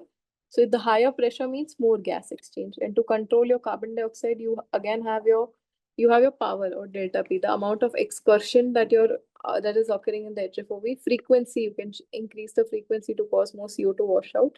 Percentage inspiratory time, again, you can decrease this in case carbon dioxide is a problem. And cuff leak. So that is one thing that you should understand. Here, the cuff is never completely inflated. Cuff leak is one of the ways of which CO2 washout occurs in HFOV. So what are the advantages? It decreases the ventilator-induced lung injury by reducing the shear stress. The parameters needed for oxygenation and parameters needed for CO2 clearance are independent. There's dissociation of those two, mobilization of secretions, and it can be used in children. Disadvantages, uh, again, at any point, it can cause de-recruitment. You need heavy sedation paralysis, requires active humidification. Giving high mean airway pressure means you can cause hemodynamic instability and there's no mortality benefit. What is the evidence? There was an initial Cochrane meta-analysis which studied HFOV and showed that there was improved oxygenation at 24 hours and decreased mortality at 30 days. So this was a meta-analysis of many small studies. In 2013, two trials were released at the same time. One is the Oscar trial and one is the Oscillate trial. Oscar trial had around 795 patients. It showed there was no mortality benefit and HFOV patients required more sedation and relaxants. But the Oscillate trial, it actually showed that the mortality increased with HFOV and the trial was stopped early due to harm. So because of these two trials, it has fallen out of practice. Now, the next concept is weaning.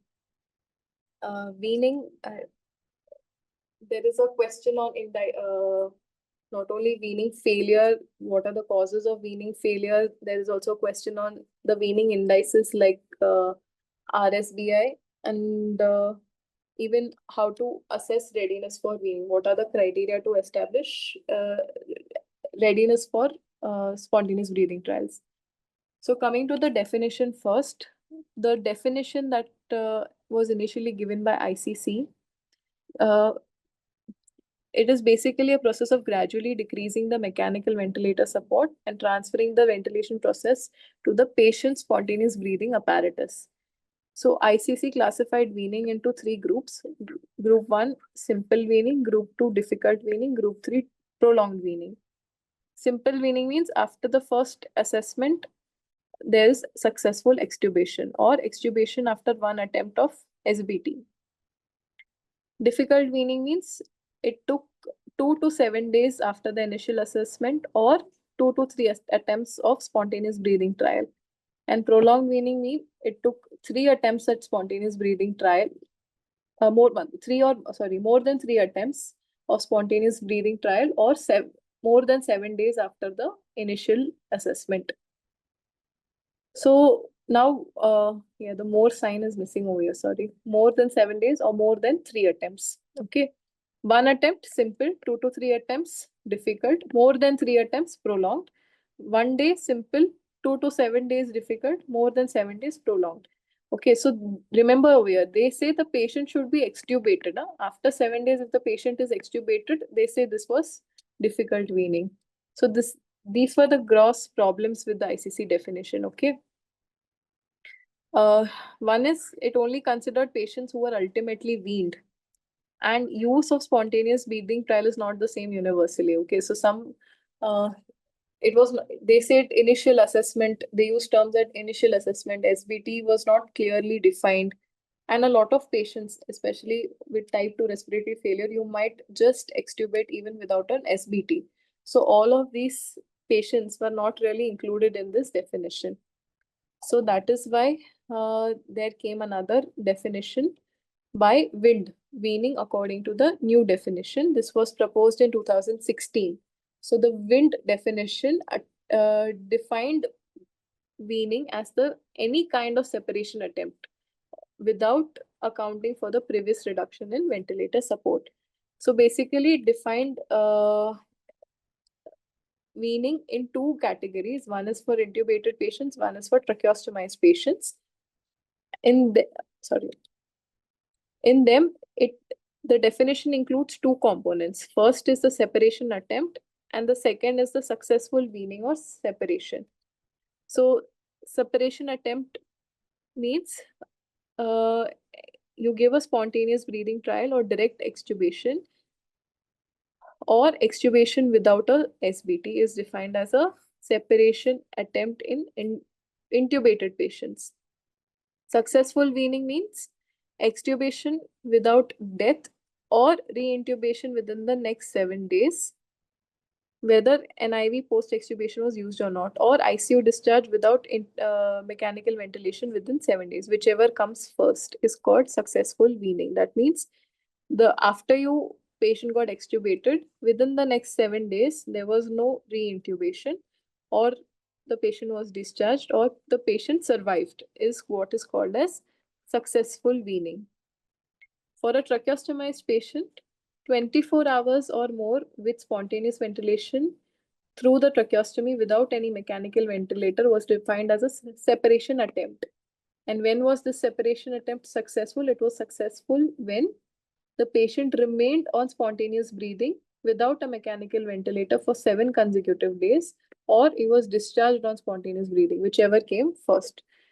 So this is how wind more specifically defined SBT, separation attempt and successful weaning. So now weaning, according to wind, it was, now they put it in 4 categories. So you had you had 3 categories given by ICC. They gave us another category called as group 0, where no weaning or no separation attempt was made. Group 1 was separation, first separation attempt resulted in termination of weaning in 1 day. Termination of weaning could be either successful weaning or death. Okay, that was known as a short weaning. Difficult weaning is first separation attempt required more than 1 day but less than 7 days. This we have already seen. 2 to 7 days is difficult weaning, and prolonged weaning is more than 7 days. But here they gave category A and B. That means if even after 7 days the patient did not get extubated, it was 3B. But if the patient got extubated, it was 3A. Okay. So this was properly defined in the wind classification. This is the newer definition of weaning and difficult weaning. So this is the one you should know. Just for ease, I've put the comparison of both the ICC definitions and the wind definition in one table. Criteria to assess readiness for spontaneous breathing trial and weaning. There are 4 categories of criteria that you should define. First is your clinical criteria. That means there should be resolution of the acute phase of the disease. There should be an adequate cough. There should be absence of excessive secretions, cardiovascular hemodynamic stability, and adequate mentation. So these are the first primary things or the clinical things that you need to assess for seeing readiness of SBT. Second is the ventilation criteria, whether the patient is ventilating properly seen by an SBT of either 20 to 30 minutes. Your PaCO2 should be less than 50, pH should be normal, vital capacity should be more than 10 ml per kg, tidal volume should be more than 5 ml per kg, RR, spontaneous RR should be less than 35. Your F by VT or your rapid shallow breathing index should be less than 100, and your minute ventilation should be less than 10. So basically your tidal volume and RR or minute ventilation. So these are all your ventilatory criteria to say the patient is ready to be weaned. What are the oxygenation criteria? Your PaO2 should be more than 60 on an FiO2 of less than 40 and less than 8. Saturation should be more than 90. PF ratio should be more than 150. Shunt fraction should be less than 20%, and your alveolar arterial gradient on 100% FiO2 should be less than 350. And there are certain pulmonary reserve measurements, which are your vital capacity more than 10 ml per kg, maximum inspiratory pressure more than minus 25 centimeter of water, static compliance more than 30 ml per centimeter of water, dynamic compliance more than 25 ml per centimeter of water. Airway resistance should be stable and improving. Your dead space ventilation, VD by VT, should be less than 60% when the patient is intubated. P 0.1 should be between 1.5 to 3.5. Crop index should be more than 6. So these 4 are the criteria to assess readiness for spontaneous breathing trial and weaning: clinical, ventilatory, oxygenation, and your pulmonary reserve measurements. So in the weaning process, what all do? You first, there should be resolution of the respiratory failure, assess the readiness to wean, give an SBT, extubate, reintubation or discharge. So SBT is specifically defined as the evaluation of a patient's readiness for weaning from mechanical ventilation or extubation and the ability to breathe spontaneously. What are the strategies used for giving a spontaneous breathing trial? One is TPs with supplemental O2, CPAP recommended to overcome the endotracheal tube resistance, or a low level pressure support of around 5 to 8 on minimal ventilator settings. And the last is your ATC or automated tube compensation. How long should the spontaneous breathing trial be given? At least for 30 minutes, but not longer than 120 minutes. Now, some of the weaning indices have been asked as a question itself.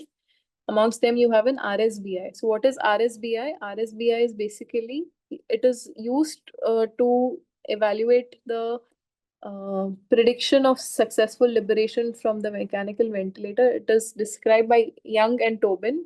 Again, sorry, this is autocorrect. It's Young and Tobin. It was also known as the Young-Tobin index. It is basically the ratio of RR in per minute to tidal volume in liters. Okay, remember tidal volume is in liters in RSBI. So interpretation, normal value is, if it is less than 105, it indicates successful weaning. If it is more than 105, that means your RR is much more to the tidal volume. It's highly predictive of weaning failure. So what are the factors that affect RSBI? One is the mode of ventilation. Okay, some studies have found that the RSBI is higher in TPs compared to CPAP or pressure support. Patient's himself condition, your RSBI may come high, but there may be some other problem, like patient would have sepsis, fever, anxiety, position is not good, or restrictive lung disease, or narrow endotracheal tube. In COPD patients, RSBI cannot reliably predict the successful outcome because COPD has one biggest problem of ineffective ventilator trigger. In cardiac patients, RSBI should not be used as a sole predictor of weaning success. You should consider the mode of weaning. Why? Because a TPs versus a CPAP pressure support type of SBT will make a difference in your intrathoracic pressures. Okay, intrathoracic pressures being positive is actually a support to the lungs, support to the heart. And when a patient who has a underlying heart disease might actually get decompensated when you remove that positive intrathoracic pressure and you put the patient on TPs, and that might cause uh, weaning failure. So you should consider what mode of weaning you are using in cardiac patients, and TPs is usually avoided in such patients. Neurosurgical patients, it's a good predictor. Burns, you have to use other things like cuff leak and see the AT secretions. For prolonged mechanical ventilation, single RSBI does not accurately predict successful weaning, and a trend has greater prognostic value. So there are certain modifications. One is the serial RSBI and one is the RSBI rate. Serial RSBI is during the course of SBT, you see starting the RSBI might be stable. It might deteriorate later due to poor respiratory muscle endurance. So this is also, it's a modification that can be used. And the next is the change in the RSBI, that is at one RSBI taken at one point minus the taken at the initial point upon the RSBI taken at the initial point into 100. So the percentage change is a more better predictor of successful extubation than a single measurement. Then two other indices that are used to predict weaning failure. One is the simplified weaning index. The formula for this is F is your rate. Okay, F into peak inspiratory pressure minus PEEP upon maximal inspiratory pressure into PaO2 upon 40. Normal value is less than 9. And your CROP index, that is your compliance rate, oxygenation, and pressure. So the formula is given in the name only. Compliance is a dynamic compliance. Rate is your oxygenation is P small aO2 upon capital AO2. That is your alveolar and arterial oxygenation. And pressure is your maximum inspiratory pressure. Normal value is more than 13 ml per breath per minute is predictor of an successful weaning. Now, physiology of weaning failure. So this is another question. What are the causes of weaning failure? How will you assess and how will you treat? So this can be given by a simple mnemonic A, B, C, D, E. A is for airway breathing, B is brain dysfunction, C is cardiac dysfunction, D is diaphragm dysfunction, and E is endocrine and metabolic causes. So coming to first is your airway and breathing. Airway, first is what are the causes that can lead to weaning failure over here? One is an obstructive cause, second is a compliance cause, and third is a muscle fatigue. How will you assess this? This you can, if you know this, you can write these, right? Obstruction, what you'll do, physical examination, whether there's stridor, wheezing, crackles, you'll see the ABG, you'll see an X-ray to see if there's any one of the causes causing a reduced compliance. Also, you will see the flow time and pressure time graphics to understand whether the airway resistance is increased or there's an intrinsic PEEP. For respiratory muscle fatigue, there's an index which has been mentioned, which is called as the tension time index, which is given by PDI upon PDI max. PDI is the mean trans diaphragmatic pressure during inspiration, and DI max is the maximum trans diaphragmatic pressure, which assesses the strength of the diaphragm, into TI, that is the inspiratory time, upon T tot, that's the total cycle time.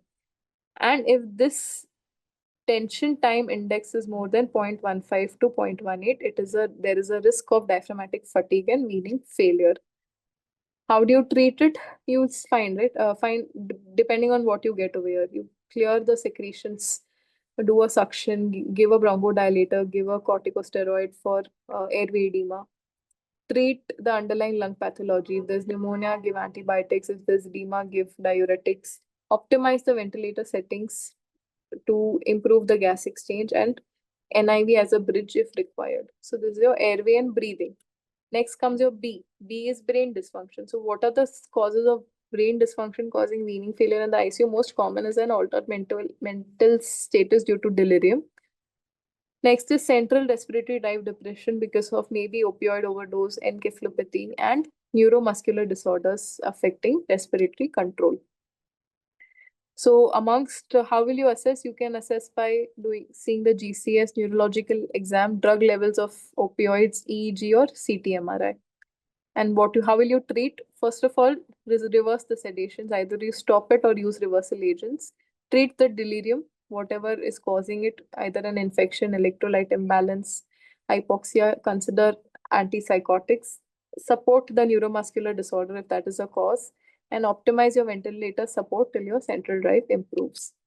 C is your cardiac causes. Cardiac causes can be either due to heart failure, any ischemia, or arrhythmias. How will you diagnose them? ECG will give you an idea of any ischemia and arrhythmias. Echo. So they say that if your E by E prime was more than 12.5 at the beginning and it increases to 14.5 during an SPT, it will predict weaning failure due to a cardiac cause. And lung ultrasound, if there were less than 6 B lines or lung ultrasound before SPT and it increased to more than 6, again, this will be a marker of a cardiac failure causing failed spontaneous breathing trial. And BNP, anti-pro-BNP, they say that 12% increase during SBT will predict weaning failure due to a cardiac cause. If there's ischemia, you can check your troponins. Hemodynamic monitoring, if you have a PA cath which says that the wedge pressure is increased during SBT, again, it would suggest that the cardiac is the cause of weaning failure. Another thing is SCVO2. So it is said that if there is a drop in SCVO2, if it would predict, it could be cardiac. But if there is no drop in SCVO2 during weaning, during a spontaneous breathing trial, then this weaning failure is unlikely to be cardiac related.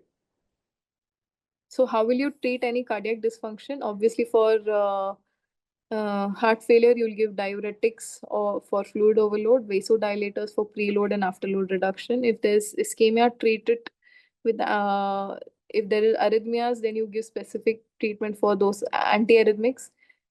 And at all, if needed, you might give some inotropic support and gradual weaning to reduce the cardiac stress. D is your diaphragmatic weakness. So diaphragmatic weakness most commonly will be critical illness or ventilator induced diaphragm dysfunction. How do you assess it? You have some airway occlusion pressures that is your P01 and your maximum inspiratory pressure. You can do a diaphragmatic ultrasound or an EMG. How do you treat it? You cannot give any specific treatment. Physical therapy is one, nutritional support, gradual weaning, and tracheostomy can be considered. And finally, all your electrolytes and endocrine causes. Amongst your electrolytes, you have hypokalemia, hypophosphatemia, hypomagnesemia, thyroid, adrenal dysfunction, or severe anemia. To diagnose them, you will check specific levels in the blood, and to treat it, you will supplement those hormones or electrolytes or blood for anemia. So these are the long and short of all your weaning indices. So I'm going to stop here. I've covered maximum of the exam questions in respiratory system, mechanical ventilation. Yesterday, somebody had a doubt on waterfall phenomenon. So I'll just try and do that again for you. I hope I can explain it. Okay, so now this is something. What is waterfall phenomenon? Waterfall phenomenon is something that explains the role of external peak in overcoming the workload in a patient of COPD. Okay, so what is happening in a COPD patient? They have a high intrinsic PEEP because of a hyperinflated lung. So whenever the muscle has to generate a breath, they have to work against this intrinsic PEEP in order to trigger the ventilator. So this increased workload causes ineffective triggers. Okay. So in order to offset this, it is said that if you apply an external PEEP, this workload is decreased. The easiest way that I have understood this is in one of Dr. Divatia's lectures, where he says that, so suppose you can imagine if you have to climb a very big step. Okay, so you have to climb a very big step. The lung has to basically, in analogy, the lung has to do so much work to uh, climb this step. Okay, that is your intrinsic PEEP. Okay, that is the amount of work that the lung has to do. To ease it out, if you put a stool, you can just climb the step easily, right? If you take a smaller stool, so your external PEEP that you're applying is like that small stool that helps your lung overcome this intrinsic PEEP. So how have they applied this analogy to the waterfall now?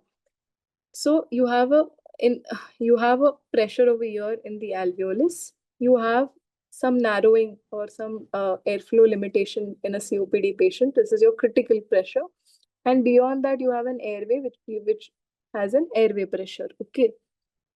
So what they have compared to this they have compared this to a waterfall. They say that this height of the waterfall is your airway alveolar pressure, and the downstream flow is your airway pressure. Okay. This critical pressure is what this slope is. All right. So they say if you add an extrinsic peak, you can if you improve this, the extrinsic peak basically improves the height of this and makes this flow easier. All right, that is what is the concept of waterfall. But if you increase this beyond a certain height, you will make the flow from year to year more difficult. That is why the extrinsic PEEP that you apply should be less than the intrinsic PEEP, or like in the slides that I showed you, around 80% of the intrinsic PEEP. Okay. So this is what is your waterfall analogy.